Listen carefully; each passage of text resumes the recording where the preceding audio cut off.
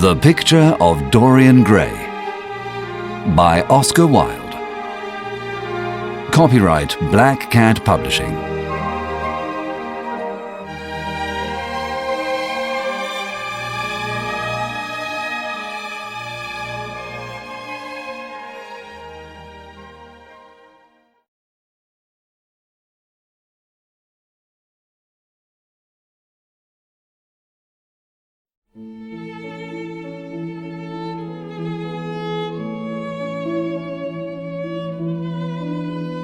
Chapter 1. The Artist.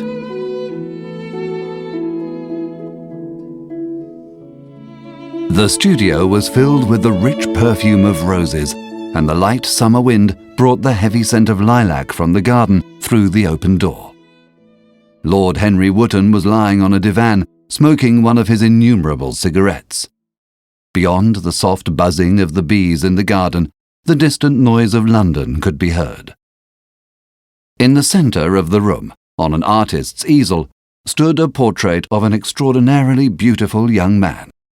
Basil Hallwood, the artist, was sitting in front of it, smiling at his work of art. "It is your best work, Basil. The best thing you've ever done," said Lord Henry languidly. "You must send it to the Grosvenor. The Grosvenor is the only place to exhibit it." "I don't think I shall send it anywhere," he answered. Lord Henry looked at him through the thin blue smoke of his cigarette. "Not send it anywhere? My dear man, why not? What odd people you painters are. You do anything in the world to become famous, and when you're famous, you're not happy." "I know you'll laugh at me," Basil replied, "but I really can't exhibit it. I've put too much of myself into it." Lord Henry laughed. "Too much of yourself into it? Basil, I didn't know you were so vain. You have black hair and a strong face. This young Adonis has delicate features, fair hair, and looks as if he were made of ivory and rose leaves. And you have an intellectual expression. And beauty ends where an intellectual expression begins. You don't look like your mysterious young friend at all. By the way, you haven't told me his name." "You don't understand me, Harry," answered the artist. "Of course I don't look like him. Dorian Gray is beautiful, and we all must pay for the gift the gods have given us, whether it is beauty or intellect. It's better not to be different from others. The ugly and the stupid have the best of it in this world." "Dorian Gray? Is that his name?" asked Lord Henry. "Yes, but I didn't want to tell you." "Why not?" "Oh, I can't explain. When I like people immensely, I never tell their names to anyone. It's like losing a part of them. I love having secrets." "You seem to forget that I'm married, and in marriage, secrets are absolutely necessary. I never know where my wife is, and my wife never knows where I am. When we meet, which we occasionally do, we tell each other the most absurd stories with the most serious faces." "I hate the way you talk about your married life, Harry," said Basil. "I think you're a very good husband, but you're ashamed of your virtues. Your cynicism is simply a pose." Lord Henry laughed, and the two men went out into the garden. After a while, Lord Henry pulled out his watch. "I must go now, Basil, but before I go, I want to know the real reason why you don't want to exhibit Dorian Gray's picture." "Harry," said Basil, "every portrait that is painted with feeling is a portrait of the artist, not of the sitter. I will not exhibit this picture because I'm afraid it shows the secret of my heart." Lord Henry laughed. "And what is that?" "I'm afraid you'll hardly understand it." Lord Henry picked a pink daisy from the grass and said, "I can believe anything if it's incredible." "The story is simply this," said the painter. 2 months ago, I went to a party at Lady Brandon's. After I'd been in the room about 10 minutes, I suddenly felt that someone was looking at me. I turned around and saw Dorian Gray for the first time. When our eyes met, I grew pale with terror. I knew I'd met someone whose personality could absorb my soul and my art. I had a strange feeling that fate had prepared exquisite joys and sorrows. I was afraid and wanted to leave the room. Lady Brandon stopped me, and suddenly I found myself face to face with this young man. We were quite close, and our eyes met. I asked Lady Brandon to introduce me to him. Tell me more about Dorian Gray, Lord Henry said. How often do you see him? Every day. I couldn't be happy if I didn't see him every day. He's absolutely necessary to me. How extraordinary! I thought you'd never care for anything but your art. He's all my art to me now, said the painter. He's my inspiration. Since I met Dorian, I've created the best work of my life. He knows nothing of my adoration for him, but if people saw this portrait, they might guess the secret of my heart, Harry. Tell me, Basil, does Dorian Gray like you? Asked Lord Henry. I know he likes me. As a rule, he's charming to me, but sometimes he seems to enjoy hurting me. Then I feel I've given my heart to someone who thinks it's simply a lovely flower to enjoy on a summer day. Summer days, Basil, can sometimes linger, murmured Lord Henry. Perhaps you'll become tired sooner than he will. Harry, don't say that. As long as I live, the personality of Dorian Gray will dominate me. Lord Henry was amused. How delightful other people's emotions were. I'd like to meet him. I don't want you to meet him. Mr. Dorian Gray is in the studio, sir, said the butler, coming into the garden. You must introduce me now, cried Lord Henry, laughing. The painter said to his servant, Ask Mr. Gray to wait, Parker. Then he looked at Lord Henry. Dorian Gray is my dearest friend. He's a simple, beautiful person. Don't spoil him. Don't try to influence him. Your influence would be bad. Don't take away from me the person who makes me a true artist. What nonsense, said Lord Henry, smiling.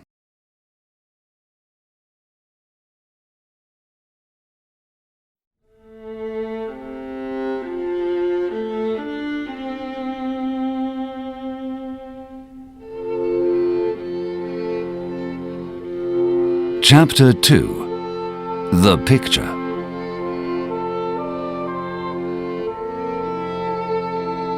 As they entered the house, they saw Dorian Gray. He was seated at the piano with his back to them, turning over the pages of some music by Schumann. You must lend me these, Basil, he cried. That depends on how you sit today, Dorian. Oh, I'm tired of sitting, and I don't want a portrait of myself, answered the boy, turning around. When he saw Lord Henry, a faint blush coloured his cheeks. Oh, I beg your pardon, Basil. I didn't know there was anyone with you. This is Lord Henry Wotton, an old friend of mine, said Basil. I'm very pleased to meet you, said Lord Henry, looking at him. Yes, he was wonderfully handsome, with his scarlet lips, honest blue eyes and golden hair. His face had the purity and candour of youth that inspired trust. No wonder Basil Hallward worshipped him. The painter was busy mixing his colours and getting his brushes ready. Then he turned to Lord Henry and said, Harry, I want to finish this picture today. Would you think it very rude of me if I asked you to go away? Lord Henry smiled and looked at Dorian Gray. Should I go, Mr. Gray? Oh, please don't, Lord Henry. Basil is in one of his difficult moods, and I hate it when he's difficult. Basil, please ask Lord Henry to stay. I insist. Hallward bit his lip. If Dorian wishes it, you must stay. And now, Dorian, take your place and don't move about or pay attention to what Lord Henry says. He has a very bad influence on all his friends, except myself. While Basil was painting, Lord Henry talked and talked. And he had such a beautiful musical voice. His fascinating words touched a secret chord in Dorian that had never been touched before. Only music had had this effect on him. I believe that the aim of life is self-development, to realise one's nature perfectly. Every impulse we try to kill stays in our mind and poisons us. The only way to get rid of a temptation is to give in to it. Dorian began to understand things about himself that he had never understood before. Words! How terrible they were! How clear and vivid and cruel! Lord Henry watched Dorian with his subtle smile. He knew when to speak and when to be silent. He was surprised at the sudden effect of his words on this fascinating boy. Basil, I'm tired of standing, cried Dorian Gray suddenly. I must go and sit in the garden. My dear fellow, I'm so sorry.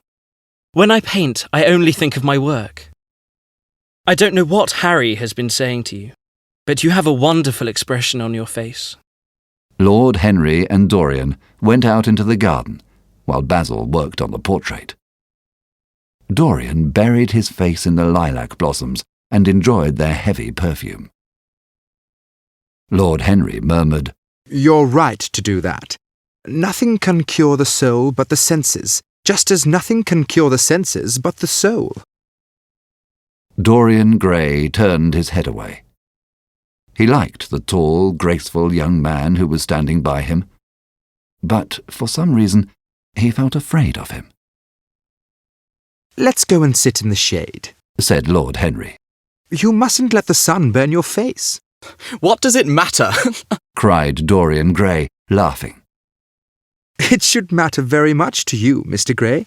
Why? Because you're young, and youth is the one thing that really matters. I don't feel that, Lord Henry. No, you don't feel it now. Someday, when you're old and ugly, you'll feel it terribly. You have a wonderfully beautiful face, Mr. Gray. Beauty is a form of genius. It's one of the great facts of the world, like sunlight or springtime. But your beauty won't last forever. When your youth goes, your beauty will go with it. Live the wonderful life that is in you. Be afraid of nothing. We degenerate into hideous puppets, tormented by the passions and temptations we were afraid to give in to. There is absolutely nothing in the world but youth. Dorian Gray listened wide-eyed without speaking. He was experiencing a new emotion he could not express. Suddenly, the painter appeared at the door of the studio. Dorian, come in. They walked towards the house together. You're glad you have met me, Mr. Gray, said Lord Henry. Yes, I'm glad now. I wonder if I'll always be glad. Always? That is a terrible word. Women are so fond of using it, said Lord Henry. After about a quarter of an hour, Basil stopped painting. He stood back and looked at Dorian and the painting. It's finished, he cried, and signed his name in red letters on the bottom of the canvas. Lord Henry examined the picture. It certainly was a wonderful work of art. My dear fellow, this is the finest portrait of our times. Mr. Gray, come over and look at yourself. Dorian looked at the picture, and for a moment his cheeks flushed with pleasure. The sense of his own beauty came to him like a revelation. Then he remembered Lord Henry's words about the brevity of youth and beauty. Yes, he would become wrinkled and old, and all the grace would disappear from his figure. He would become ugly. The thought froze his heart. Don't you like it? Cried Hallward. Of course he likes it, said Lord Henry. It's one of the greatest things in modern art. I'll pay any sum for it. I must have it. It is not my property, Harry. Whose property is it? Dorian's, of course, answered the painter. He's a very lucky fellow. How sad it is, murmured Dorian Gray, still staring at his portrait. I'll grow old and horrible, but this picture will always remain young. If it were only the other way, I wish I could stay young and the picture grow old. I'd give everything for that. I'd give my soul for that. Lord Henry laughed. I don't think you'd like it, Basil. No, I wouldn't. Agreed Basil. Of course, you like your art better than your friends. How long will you like me? Only while I'm beautiful, I suppose. I'm jealous of the portrait, Basil. Its beauty will never die. Lord Henry is perfectly right. Youth is the most important thing in the world. I'll kill myself when I find that I'm growing old. Don't talk like that, Dorian, said Basil in amazement. You're my dearest friend.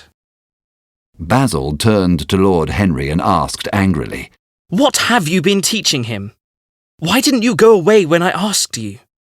Lord Henry shrugged his shoulders. It's the real Dorian Gray, that's all. It isn't. Harry, I can't argue with my two best friends at the same time. Between you both, you have made me hate my best work. I'll destroy it now, before it destroys our friendship. He picked up a palette knife. Dorian ran towards the painter and stopped his hand. Don't, Basil. It would be murder. I'm glad you appreciate my work at last, Dorian, said the painter coldly. Appreciate it?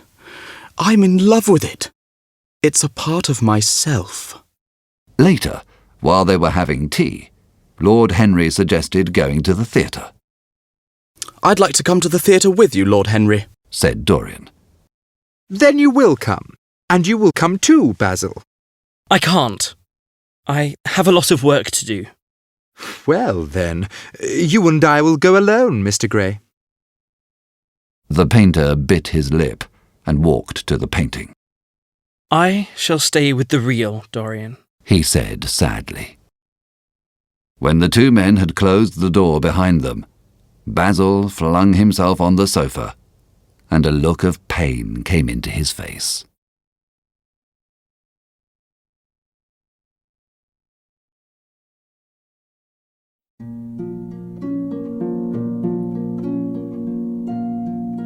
Chapter 4. The Prison of Love.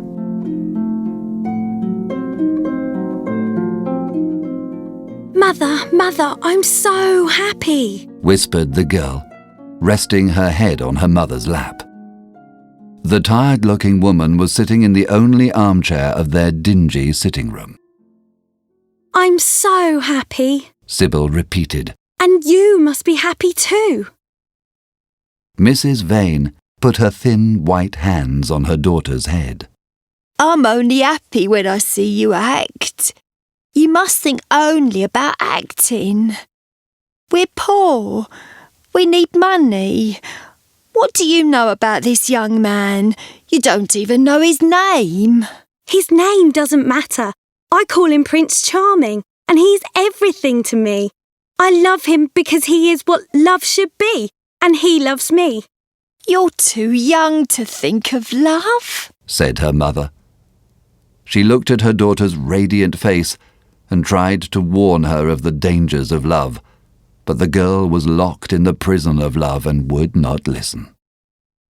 At that moment, the door opened and a young man with brown hair came into the room. His hands and feet were large and clumsy. Mrs. Vane smiled at him, and Sybil hugged him. James Vane looked into his sister's face with tenderness. I want you to come out with me for a walk, Sybil. As you know, tonight I'm leaving for Australia, and I won't see you for a very long time. Oh, Jim, you really want to take me out for a walk? Let's go to the park. She ran upstairs to get dressed. When James and his mother were alone, he said, I've heard that a gentleman comes to the theatre every night to talk to Sybil. Yes, the young man is undoubtedly a gentleman, James. Probably a member of the aristocracy. James bit his lip. Watch over Sybil, Mother. I'll be in Australia, and you're the only one who can protect her. At that moment, Sybil entered the room and said, I'm ready, Jim. Let's go out. In the park, Sybil talked excitedly to her brother, but he was sad and gloomy. You're not listening to a word I'm saying, Jim, cried Sybil. Why are you so sad? I've heard you have a new friend. Who is he? What do you know about him? Can you trust him? Stop, Jim. You mustn't say anything against him. I love him. But you don't even know his name, answered James. He's called Prince Charming. He's the most wonderful person in the world. I wish you could see him. Sybil, tonight I'm leaving and I'm worried about you. I want you to be careful. You're mad about him, but you don't know his intentions. If he ever hurts you, I'll kill him. She looked at him in horror. He repeated his words, and they cut the air like a knife. The people around them gaped. Come away, Jim. You don't know what you're saying. He loves me and he'll love me forever. You're simply jealous. I wish you would fall in love. Love makes people good. I hope you're right, Sybil. They returned home and James had a small meal. Soon it was time for him to leave. He kissed his sister tenderly, then turned to his mother and said, Goodbye, Mother. Don't forget that you have only one child to look after now. If that man hurts her, I'll kill him like a dog. I swear it.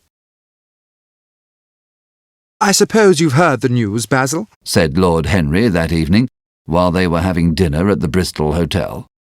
No, Harry. Answered Basil. What is it? Dorian Gray is engaged to be married, said Lord Henry, watching him as he spoke. Basil frowned.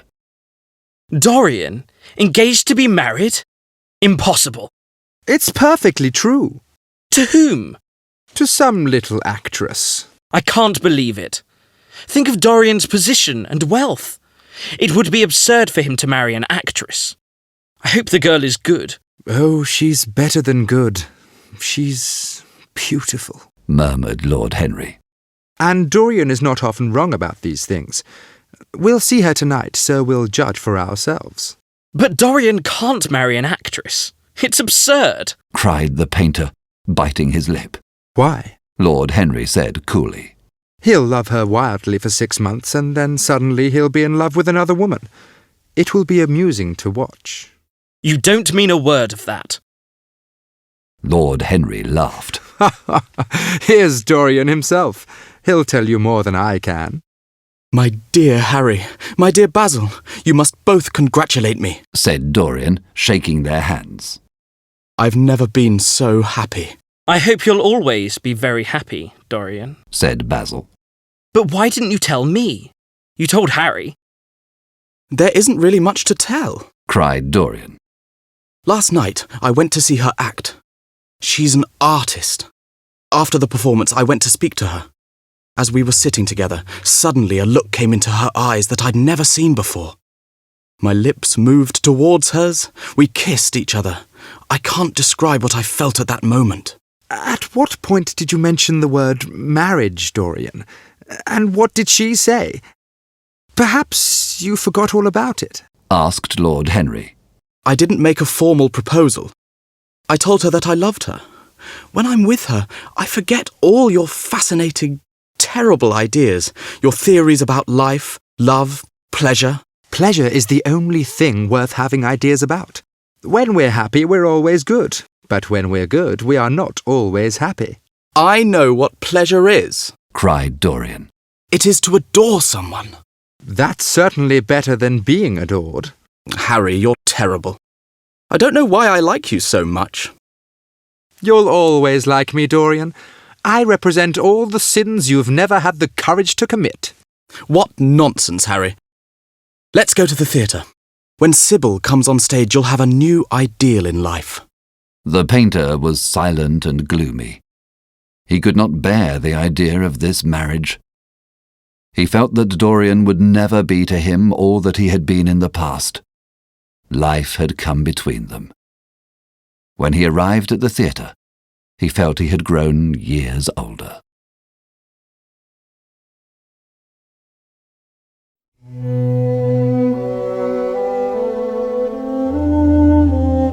Chapter 5. The Theatre.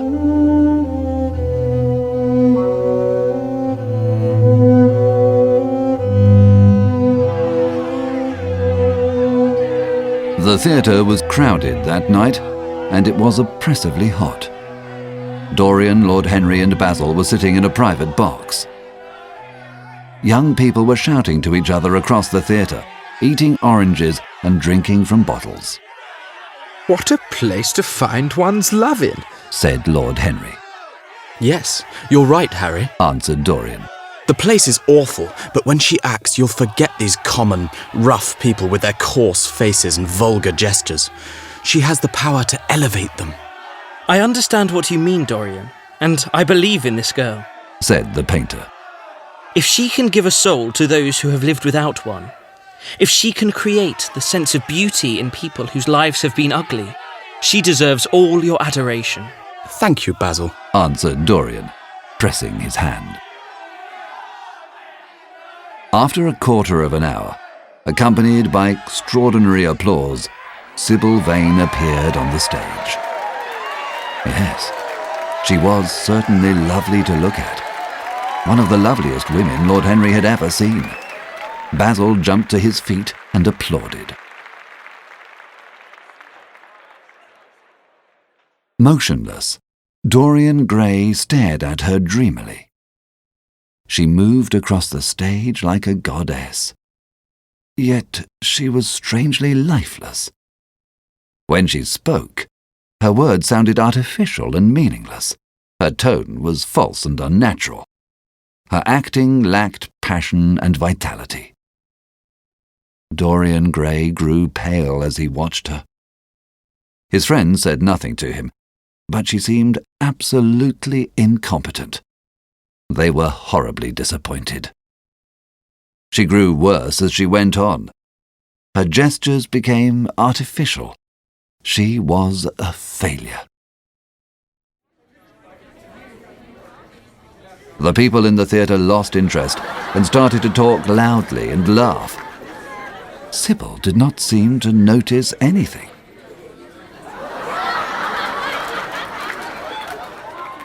At the end of the second act, Lord Henry got up and said, She's very beautiful, Dorian, but she can't act. Let's go. I'm going to see the entire play, answered Dorian in a bitter voice. I'm so sorry that I've wasted your time. My dear Dorian, perhaps Miss Vane is ill, said Basil. I wish she were ill, but she seems to be simply callous and cold. She's completely changed. Last night she was a great artist. This evening she's a mediocre actress. Go away. I want to be alone. Can't you see my heart is breaking? Hot tears came to his eyes, and he hid his face in his hands. As soon as the play was over, he rushed to see Sybil. When she saw him, an expression of great joy came over her. Dorian!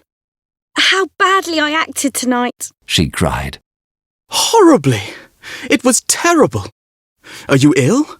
You have no idea how I suffered. Dorian, don't you understand? She said, smiling. Understand what? He asked angrily. Why I was so bad tonight. While I'll always be a bad actress. You're ill, I suppose. When you're ill, you shouldn't act. My friends were bored. I was bored. She did not seem to listen to him. Dorian, she cried. Before I knew you, acting was the only thing in my life. It was only in the theatre that I lived. Then you came and freed my soul from prison. You made me understand what love really is. It wasn't what I was playing on the stage.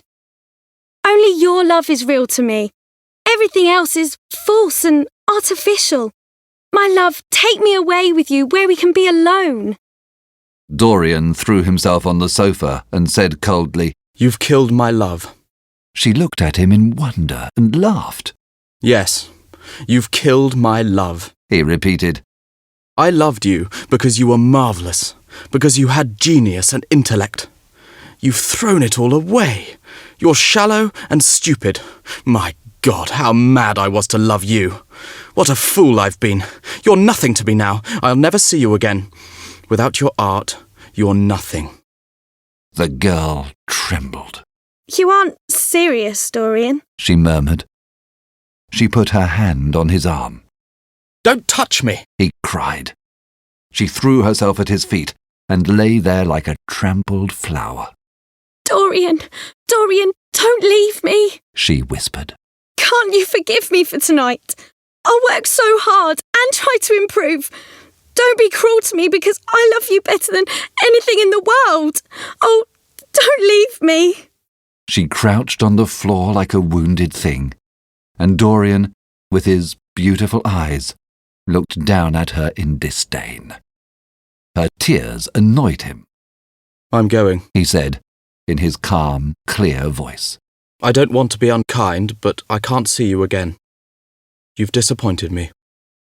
He turned around, and in a few moments he was out of the theatre. He walked through dark streets and past dingy houses. At dawn he was near Covent Garden, from where he took a carriage home. As he passed through his library, his eye fell on his portrait. He stared at it in surprise and walked on into his bedroom. Then he returned to the library and examined the picture. In the dim light, the face appeared to be changed. The expression looked different. He walked to the window and opened the curtains. He looked at the portrait again. The bright sunlight showed him the lines of cruelty around the mouth. He picked up a small oval mirror, one of Lord Henry's many gifts, and looked at his real face. There were no hard lines around his mouth. He examined the picture again. His expression in the painting had changed. It was horribly apparent. He threw himself into a chair and began to think. Suddenly he remembered his words in Basil's studio the day the picture had been finished. He had made a mad wish that he might remain young and beautiful, and the painting should grow old and ugly. That the face in the picture might reflect his passions and sins, and that he might keep the candour of youth. Had his wish come true? Such things were impossible, and yet there was the picture in front of him, with a touch of cruelty in the mouth. Cruelty?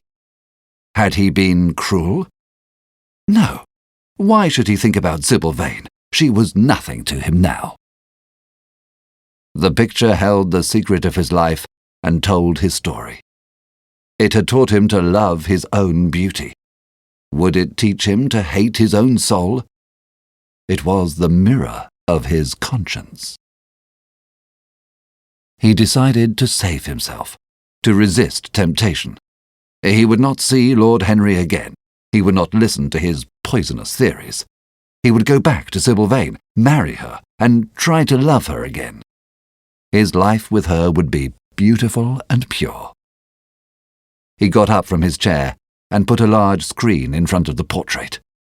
How horrible, he murmured to himself. Then he went out into the garden and thought only of Sybil.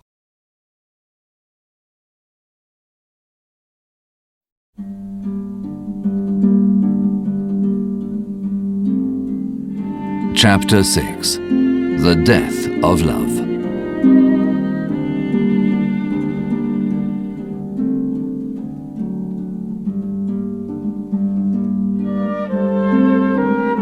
It was long past noon when he awoke. His servant came in softly with a cup of tea and some letters. He noticed that one was from Lord Henry and put it aside.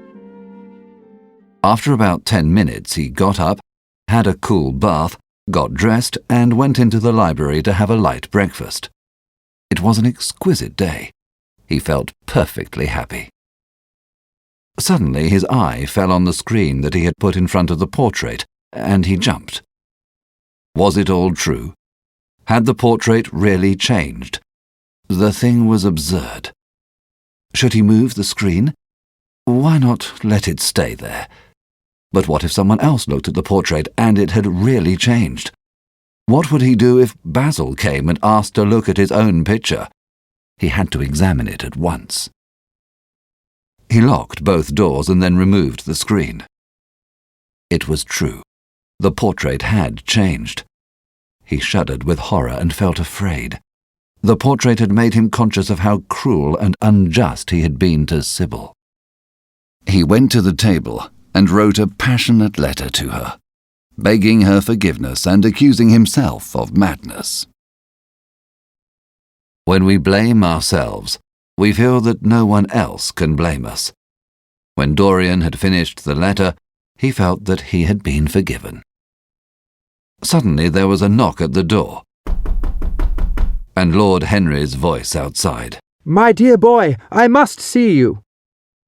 Dorian put the screen in front of the picture and unlocked the door. I'm so sorry about it all, Dorian, said Lord Henry. but you mustn't think too much about her. Do you mean Sybil Vane? Dorian asked. Of course, Answered Lord Henry, sitting down and slowly pulling off his gloves. It's terrible, but it isn't your fault. Did you go and see her after the play was over? Yes. Did you have an argument? It was brutal, Harry. Perfectly brutal. But it's all right now. I'm not sorry for anything that happened. It's taught me to know myself better. Ah, Dorian, I'm so glad you see it that way. My dear Harry, I know what a conscience is now.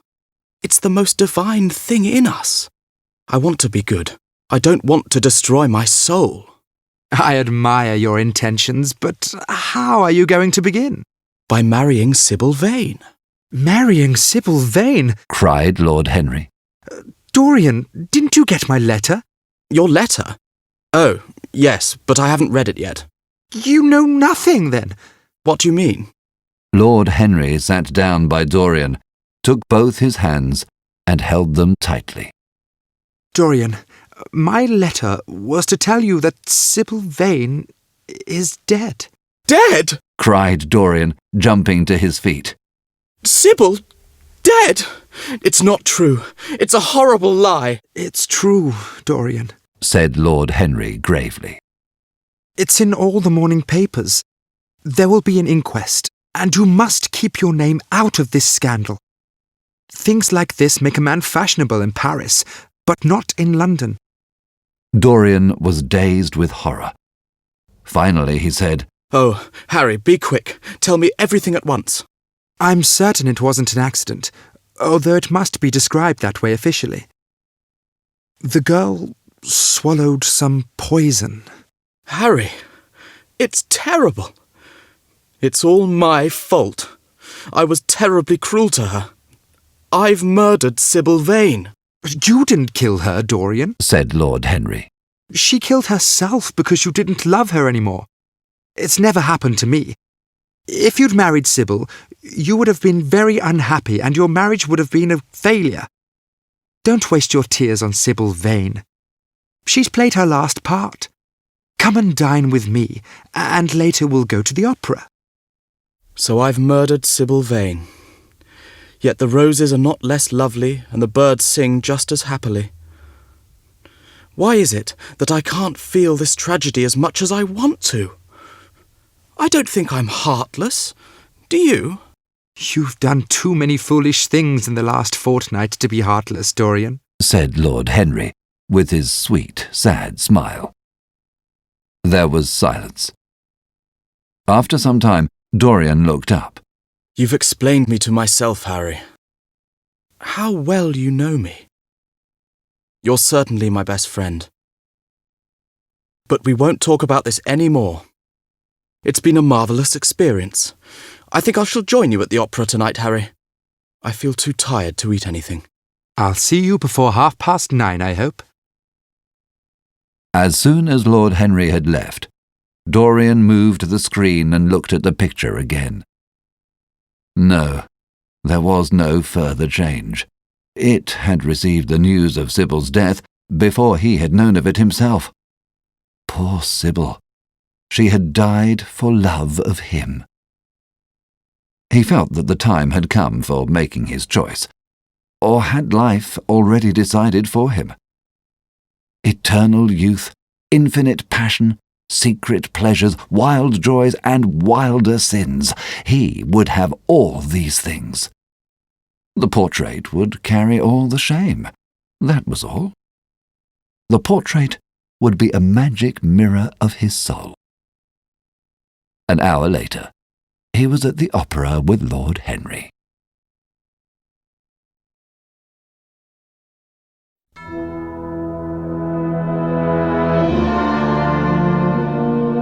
Chapter 7. The Confession.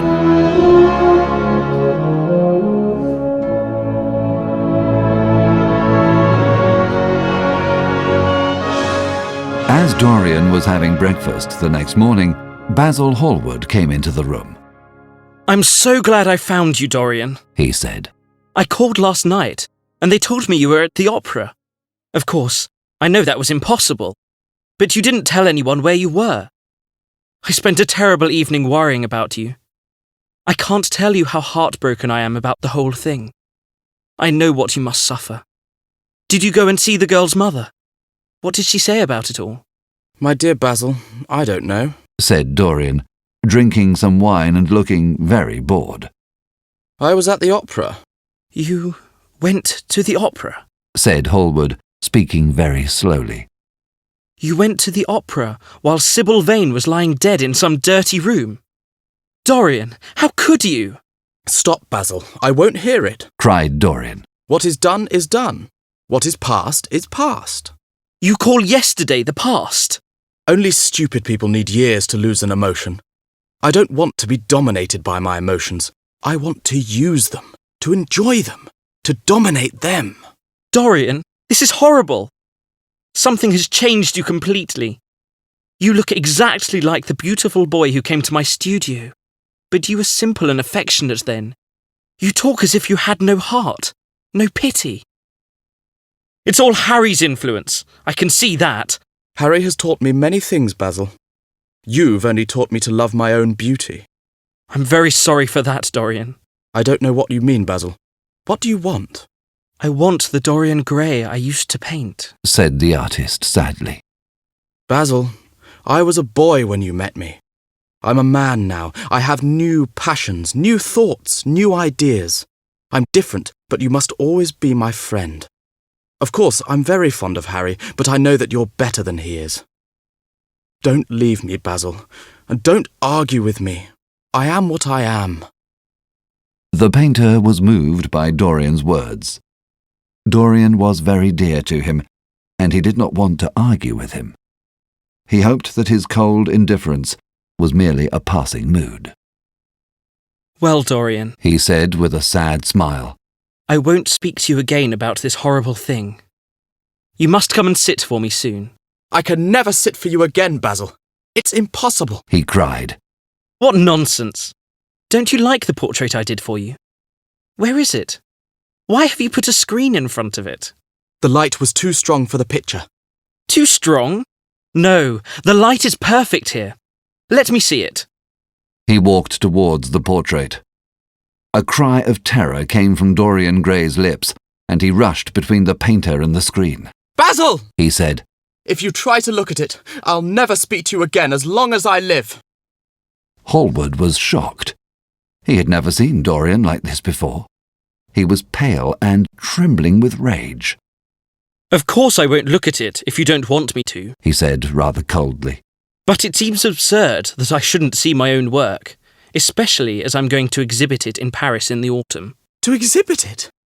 You want to exhibit it? Exclaimed Dorian Gray in terror. Was the world going to see his secret? You told me a month ago that you would never exhibit it, he cried. Why have you changed your mind? The painter looked troubled. Let's sit down. Dorian, have you ever noticed anything strange in the picture? Basil! Cried Dorian, staring at him with wild eyes. I see you did. Listen to what I have to say. From the moment I met you, your personality had the most extraordinary influence over me. I was totally dominated by you. I wanted to have you all to myself. I was only happy when I was with you. One day, a fatal day, I sometimes think, I decided to paint a portrait of you. When it was finished, I looked at it and felt that I'd put too much of myself into it. But after the painting had left my studio, its terrible fascination went with it. I felt I'd been foolish, and when I received this offer from Paris, I decided to accept. I never thought you'd refuse. However, I won't exhibit it if you don't want me to. Dorian Gray took a long breath. The danger was over. Yet he felt pity for the painter who had just made this strange confession to him. He wondered if he would ever be dominated by the personality of a friend, like Lord Henry, perhaps. It's extraordinary that you saw this in the portrait, I saw something in it that seemed very strange, said Dorian. Well, you don't mind if I look at it now? Dorian shook his head. You mustn't ask me that, Basil. Well, goodbye then, said the painter sadly. I understand how you feel. As Hallward left the room, Dorian smiled to himself. Poor Basil! How little he knew the true reason. How strange it was. Instead of having to reveal his own secret, he had succeeded in learning his friend's secret. Now he understood the painter's wild devotion and jealousy, and he felt sorry. There was something tragic in a friendship so coloured by romance. He rang the bell, and his servant entered. He asked for him to send Mrs. Leaf, the housekeeper, to the library. When she arrived, he asked her for the key of the old schoolroom. The old woman gave him the key and left the room. Dorian put the key in his pocket and looked around. He saw a large purple bed cover embroidered in gold. He picked it up and covered the terrible thing. An hour later, 2 men arrived to move the portrait upstairs. I'm afraid it's rather heavy, said Dorian, opening the door of the schoolroom where he was going to hide the secrets of his corrupted soul. He had not entered the room since his cruel grandfather's death. Every moment of his lonely, painful childhood came back to him as he looked around. He remembered the immaculate purity of his life as a young boy, and now he was hiding the fatal portrait there. It was the only safe place in the house. He had the key, and no one else could enter to see his shame. On returning to the library, he found a note and a book that Lord Henry had sent him. Lord Henry's note said that he had sent him a book that might interest him. His eyes fell on the yellow book, and he began reading it. After a few minutes, he became absorbed by the strange book about a young Parisian who spent his life searching for and enjoying all sorts of passions and pleasures, good and evil. Dorian Gray was fascinated by the book and could not put it down. When he finally met Lord Henry at the club, it was nearly 9 o'clock. Lord Henry was sitting alone and looking bored. It's all your fault, Harry, he cried. That book you sent me made me forget the time. I thought you'd like it, said Lord Henry. I didn't say I liked it. I said it fascinated me. There's a great difference.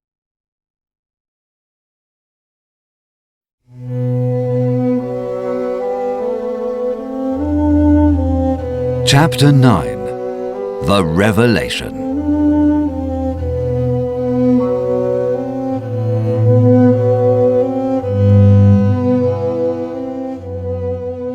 The 2 men began climbing the stairs.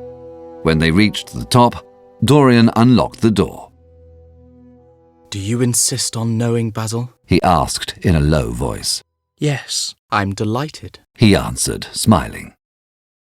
You're the only man in the world who has a right to know everything about me.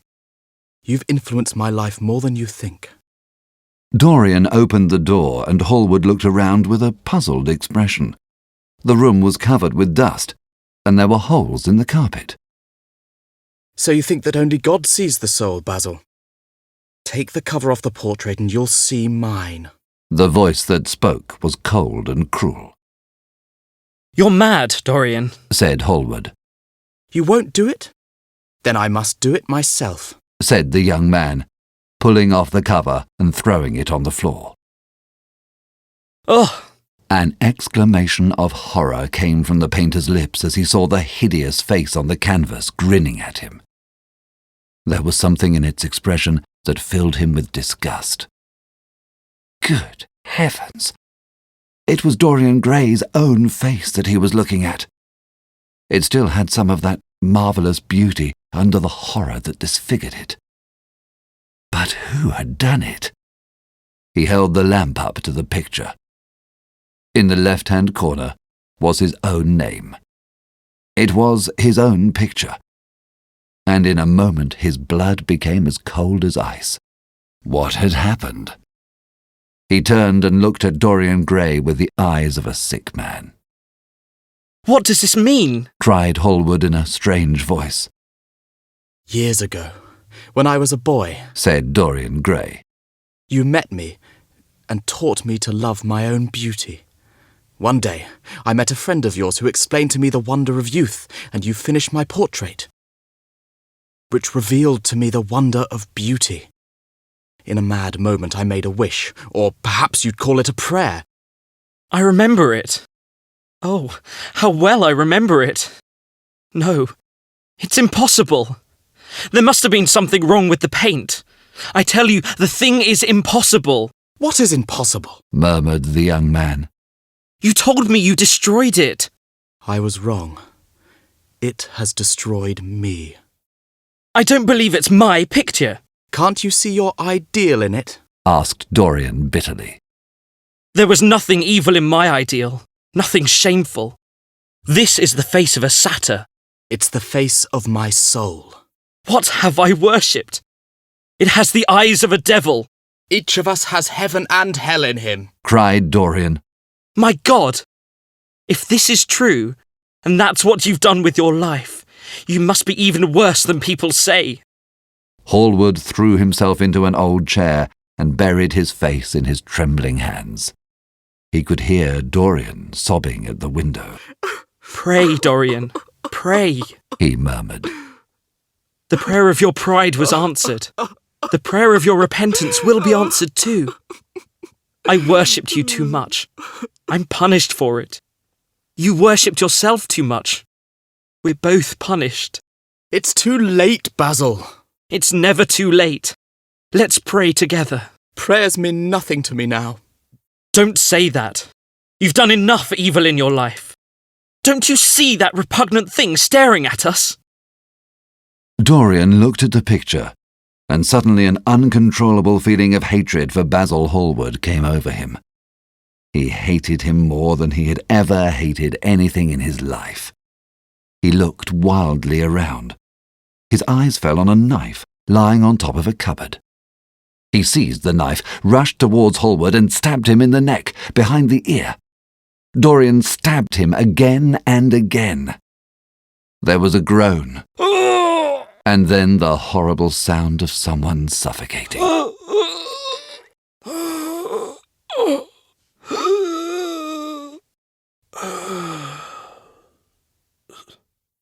Hallward raised his arms 3 times. He stabbed him twice again, but the man did not move.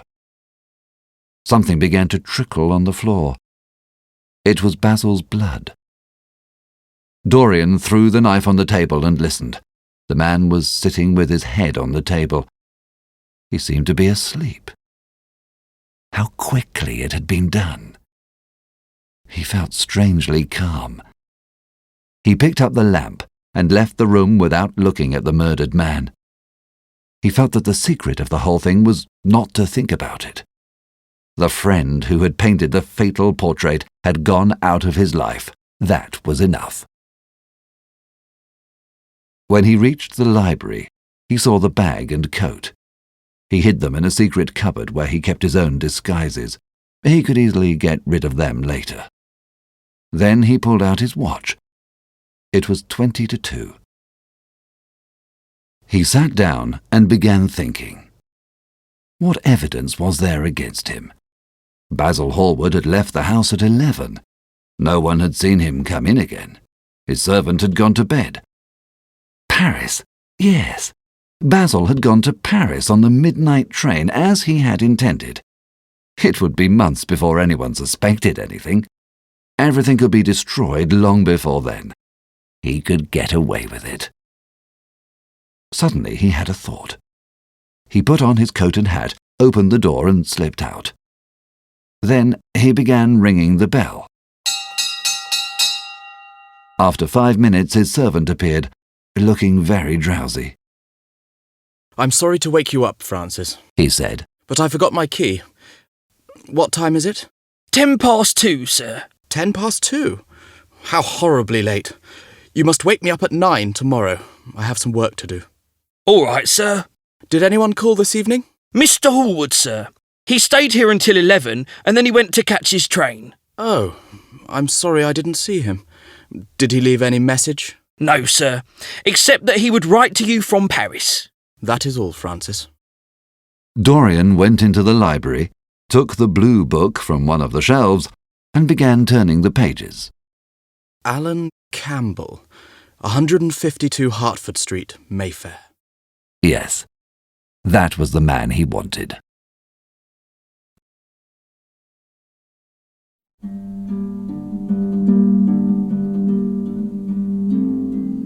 Chapter 10. Alan Campbell.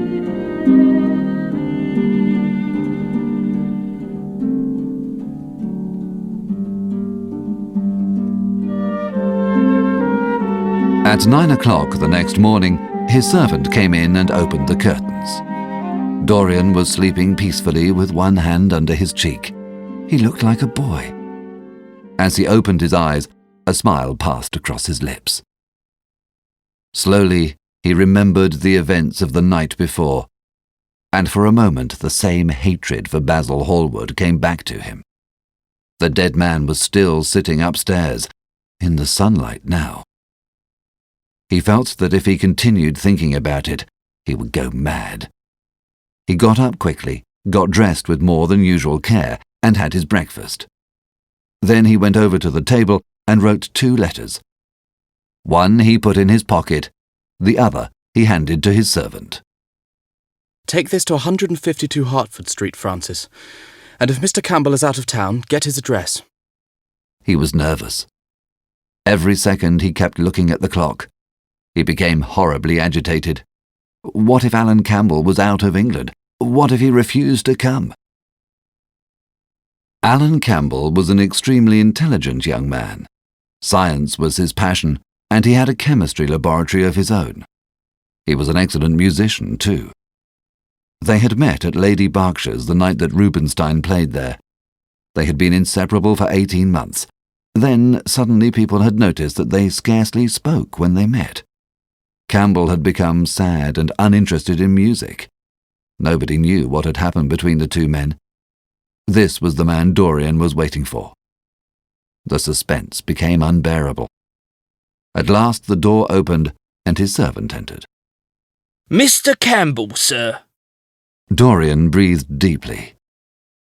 Alan Campbell walked in, looking very stern and pale.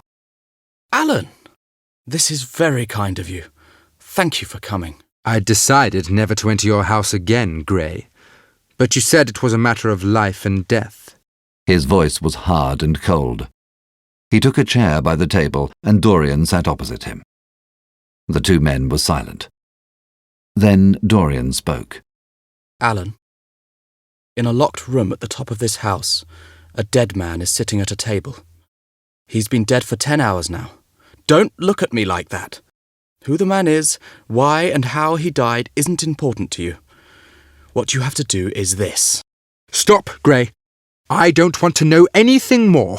Keep your horrible secrets to yourself. I don't want to be mixed up in your life. It doesn't interest me. Alan, it will have to interest you. I'm very sorry, but you're the only man who can save me. You're a scientist. You know all about chemistry. You must destroy the body upstairs so that nothing remains of it. You're mad, Dorian, to make this monstrous confession. I will have nothing to do with this matter. Do you think I'm going to ruin my reputation for you? He committed suicide, Alan. Who drove him to it? You, I suppose. Do you still refuse to do this for me? Of course I refuse. I don't care what shame comes on you. You deserve it all. You've come to the wrong man. Go to some of your friends. Don't come to me. Alan, it was murder. I killed him. You don't know how he made me suffer, although he may not have intended it. Murder? Good God, Dorian, is that what you have come to? I won't report you to the police. It's none of my business, but I'll have nothing to do with it. Wait a moment. All I ask of you is to perform a scientific experiment. Think of the position I'm in. We were friends once, Alan. Don't speak about those days, Dorian. They're dead. I absolutely refuse to do anything. You refuse? Yes. I beg you. It's useless. A look of pity came into Dorian Gray's eyes. Then he took a piece of paper and wrote something on it. He read it twice, folded it and pushed it across the table. Then he got up and went over to the window. Campbell looked at him in surprise, took the paper and opened it. As he read it, his face became white and he fell back in his chair. A horrible sense of sickness came over him. After 2 or 3 minutes of terrible silence, Dorian came and stood behind him, putting his hand on his shoulder. I'm so sorry for you, Alan, he murmured. but you leave me no alternative. I have a letter written already. Here it is. You see the address. If you don't help me, I'll send it. You know what the result will be. It's impossible for you to refuse now. Campbell buried his face in his hands. He was trembling. The thing has to be done.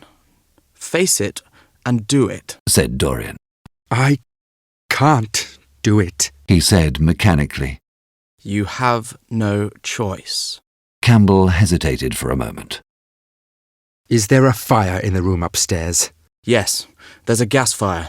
I must go home and get some things from the laboratory. No, Alan, you mustn't leave the house. Write on a piece of paper what you want and my servant will bring the things to you. Campbell wrote a few things on a piece of paper. Dorian gave it to his servant with the order to return as soon as possible. As the clock struck 1, Campbell looked at Dorian Gray and said, You're wicked. Absolutely wicked. Alan, you've saved my life. Said Dorian. What a life. You've gone from corruption to corruption. At about 2 o'clock, the servant returned with a large box filled with the things Campbell had asked for. You have the rest of the day to yourself, Francis. Thank you, sir. When the servant left, the 2 men carried the box up the stairs. Dorian unlocked the door and looked at Campbell. I don't think I can go in, Alan. He shuddered. I don't need you, Said Campbell coldly. Dorian half opened the door and saw the face of the picture looking at him with its disgusting smile. The night before, for the first time in his life, he had forgotten to cover the fatal canvas. He rushed to cover it, and then saw something that made him shudder with horror. On one of the hands there was a large red spot, as if the canvas had sweated blood. It was horrible, more horrible than the silent thing sitting at the table. Dorian threw the cover on the portrait. Campbell brought in the heavy box. Leave me alone now, he said in a stern voice, and Dorian left the room. It was long after 7 when Campbell came back into the library. He was pale, but absolutely calm. I've done what you asked me to do. He muttered. And now, goodbye. Let us never see each other again. You've saved me from ruin, Alan. I can't forget that. Said Dorian simply. As soon as Campbell had left, he went upstairs.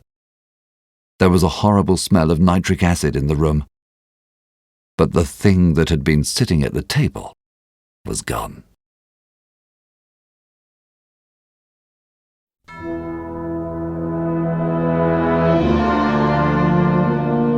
Chapter 11. The Opium Den.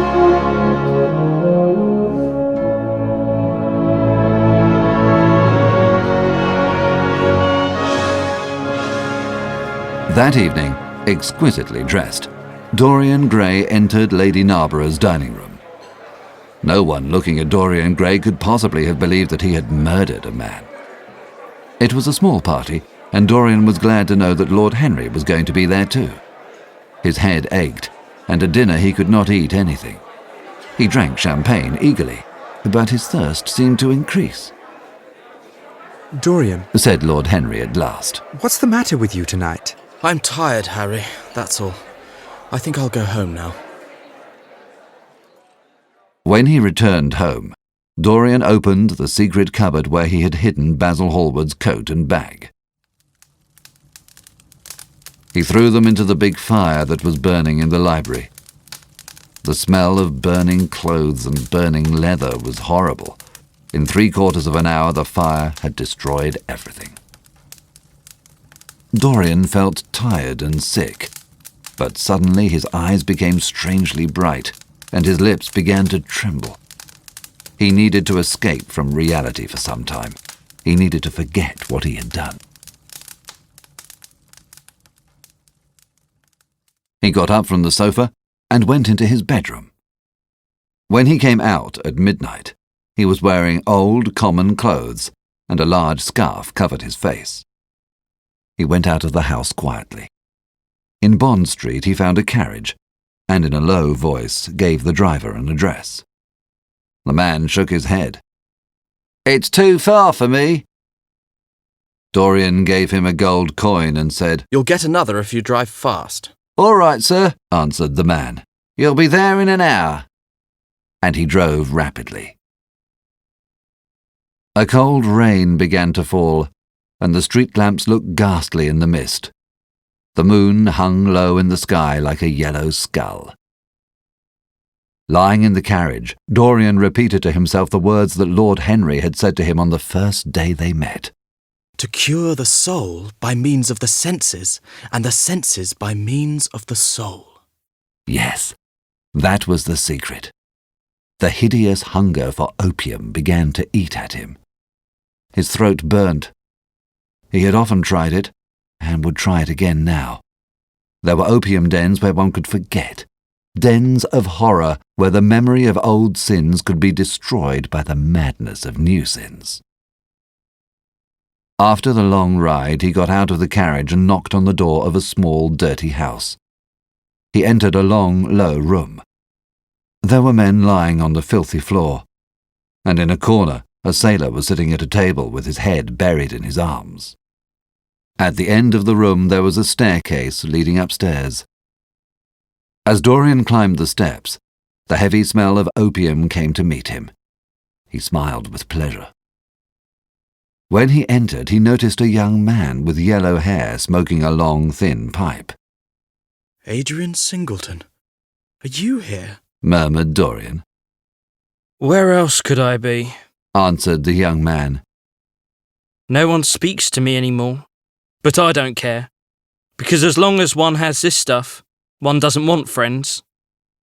Dorian shuddered and looked at the grotesque things that lay on the old mattresses. He wanted to leave. Memory was eating his soul away. From time to time he seemed to see the eyes of Basil Hallward looking at him. He wanted to escape from himself. As he was leaving, a woman shouted, "There goes the devil's friend!" "Curse you!" answered Dorian. "Don't call me that." "Prince Charming is what you like to be called, isn't it?" She shouted. The sailor, who had been sitting in a corner, jumped to his feet as she spoke and looked wildly around. Dorian had just gone out, and the sailor hurried after him. Dorian Gray walked quickly along the road, but as he reached the corner, a brutal hand closed around his throat. Dorian fought wildly for his life. Then he saw a pistol pointing at his head. "What do you want?" He gasped. Keep quiet, or I'll shoot you. "You're mad! What have I done to you?" You destroyed the life of Sybil Vane, Answered the sailor. and Sybil Vane was my sister. She killed herself because of you. For years I've looked for you, but I only knew the name she used to call you, Prince Charming. I heard your name by chance tonight. Pray to God, because tonight you're going to die. Dorian Gray was sick with terror. "I never knew her. You're mad." He stammered. Suddenly, a wild hope crossed his mind. "Stop!" He cried. "How long ago did your sister die?" 18 years ago. James Vane replied. 18 years? Laughed Dorian Gray. Take me to the light and look at my face. James Vane hesitated, and then pushed him towards the light. And he saw the face of a boy of 20 with all the purity of youth. It was obvious that he was not the man who had destroyed her life. My God, cried James Vane.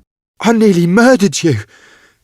Forgive me, sir. Go home and put that pistol away before you get into trouble, said Dorian, turning around and walking away.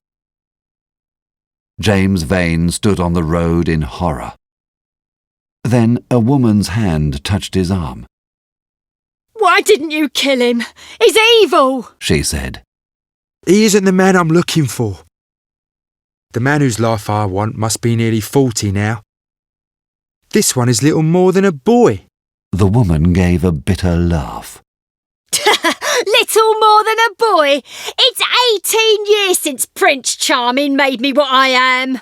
You're lying, cried James Vane. By God, I'm telling the truth. I met him 18 years ago. He hasn't changed since then. With a cry, James Vane ran to the corner of the road, but Dorian had disappeared, and the woman had vanished as well.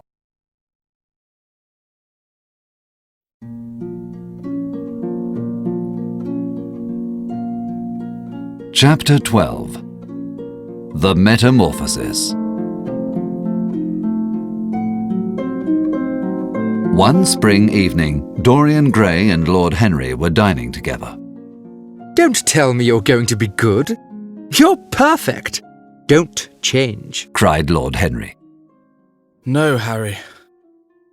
I've done too many terrible things in my life. I'm not going to do them any more. I began my good actions yesterday in the country. Anybody can be good in the country, said Lord Henry, smiling. There are no temptations there. But tell me about your good action. Some time ago, I met a girl in a village. She was very beautiful, like Sybil Vane. Do you remember her? We fell in love, and during the wonderful month of May, I went to see her. She was ready to run away with me, but I said no. I didn't want to ruin her life. I left her as flower-like as I found her. So you broke her heart, and this was your good action? Said Lord Henry, laughing. Harry! Cried Dorian. You're horrible. Of course, she cried, but her reputation is safe. Let's talk about other things.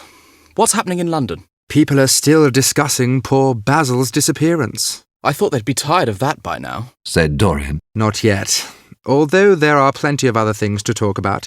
There's my divorce case and Alan Campbell's suicide. But poor Basil still interests them.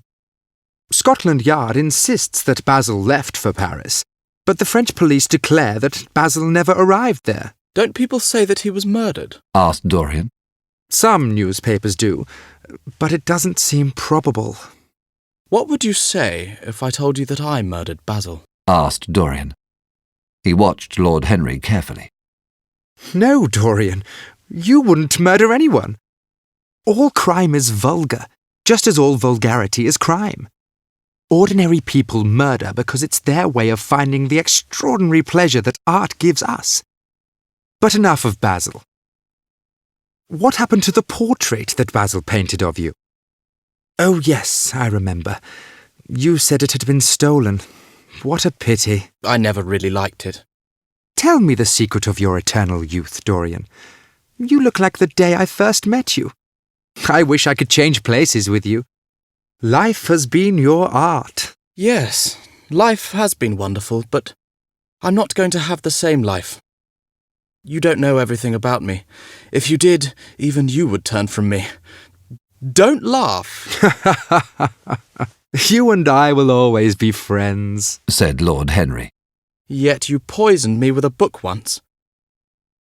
Harry, promise me that you'll never lend that book to anyone. It does harm. Lord Henry looked at the moonlit garden. Let's go to the club. I'm tired tonight. I want to go to bed early. I'll see you tomorrow. One evening, when Dorian arrived home, he threw himself on the sofa and began to think. Was it really true that one could never change? He had filled his mind with corruption, committed horrible crimes, and had been an evil influence on others. Was there no hope for him? Why had he ever made that monstrous wish about the picture? He had kept his youth and beauty, but he had paid a terrible price. He picked up a mirror and looked at his face. It disgusted him, and he threw the mirror on the floor where it broke in 1,000 silver pieces. James Vane, Alan Campbell, Basil Hallward would soon fade away. It was the death of his own soul that tormented him. He wanted a new life. Then he remembered the country girl. He had not destroyed her innocence. He had done one good thing, and he wondered if the portrait had changed. Perhaps if his life became pure, he would be able to cancel every sign of corruption from the portrait. He took the lamp and went upstairs to look at it. He entered quietly and removed the cover. A cry of pain and anger came from him. Ah! He could see no change, except that in the eyes there was now a look of falsity, and on the mouth a smile of hypocrisy. The thing was more horrible than before. It was only out of vanity and hypocrisy that he had spared the young girl. But was the murder going to torment him all his life? Should he confess and be put to death?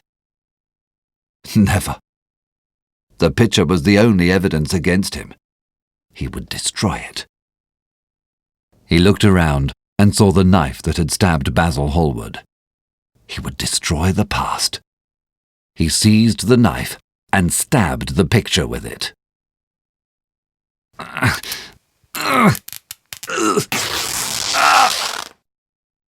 There was a horrible, agonizing cry. And a crash.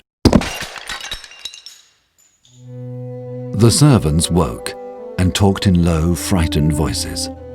They went up to the room and knocked, but there was no reply. They could not open the door, so they climbed down from the roof and entered through the window. When they entered, they found the splendid portrait of their master in all his exquisite youth and beauty. Lying on the floor was a dead man with a knife in his heart. He was hideously ugly and old. It was not until they examined his rings that they recognized who it was.